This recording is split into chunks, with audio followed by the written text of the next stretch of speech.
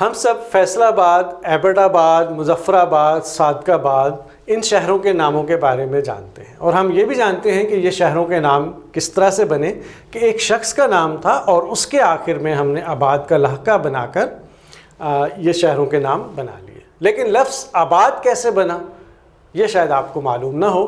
آج کی ویڈیو میں ہم آباد اور آباد کے الٹ لفظ برباد پہ ہی بات کریں گے، تو چلیں ویڈیو شروع کرتے ہیں۔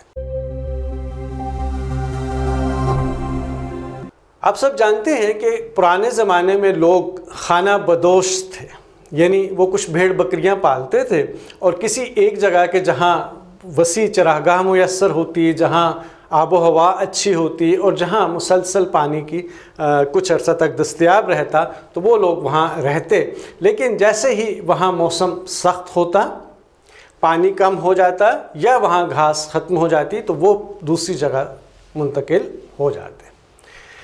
اب ہم یہ فرض کرتے ہیں کہ کوئی ایک اسی طریقے سے قبیلہ کسی ایسی جگہ چلا گیا ہے کہ جہاں پانی کی جو دستیابی تھی وہ فراوانی سے تھا، یعنی مسلسل دستیاب تھا، اور وہاں کی آب و ہوا بھی بہت اچھی تھی، تو وہ مستقل وہاں رہ گیا، جیسا کہ دریاؤں کے کنارے ہمیں دنیا کی بڑی بڑی تہذیبیں ملتی ہیں۔ تو جب وہ وہاں رہ گئے اور پانی مسلسل دستیاب تھا تو پانی کو فارسی میں کہتے ہیں آب، اور جب آب و ہوا کو ہم کہتے ہیں باد، تو مناسب آب و ہوا کو بھی آپ باد کہہ لیں۔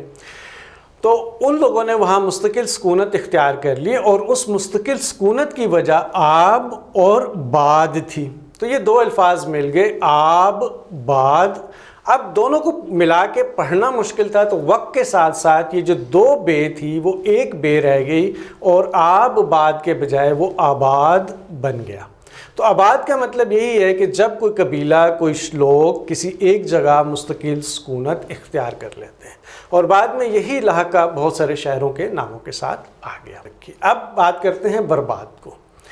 تو بر ہمیں پتہ ہے کہ مٹی کو کہا جاتا ہے، جس طرح بری افواج ہے یا بحر و بر کا لفظ ہم استعمال کرتے ہیں، اور بعد ہوا کو ہے، یعنی جب کہیں پہ کچھ لوگ رہ رہے تھے تو ان کے گھرانے اس طریقے سے تباہ ہوئے کہ وہ ان کا کوئی نشان نہ رہا، یعنی ان کے سارے گھرانے مٹی ہو گئے، مٹی میں مل گئے۔ اور صرف اتنا ہی نہیں ہوا کہ وہ مٹی میں مل گئے، وہ بلکہ وہ مٹی بھی اڑنے لگی، یعنی ان کی خاک اڑنے لگی، اور مٹی بھی ہوا بن کر وہاں سے چلی گئی، یعنی کسی بھی آبادی کا بالکل نام و نشان مٹ جانا۔ تو اس کے لیے ہم نے برباد کا لفظ استعمال کیا، یعنی وہ آبادی مٹی بن گئی اور مٹی بھی ہوا کے دوش پہ اڑ کے دوسری طرح چلی گئی۔ تو اس طریقے سے لفظ برباد بن گیا۔ امید ہے کہ آپ کو آباد اور برباد کے لفظ کے الفاظ کے بننے کی وجہ سمجھ آ گئی ہوگی۔ اگلی ویڈیو تک کے لیے اجازت دیجیے، والسلام۔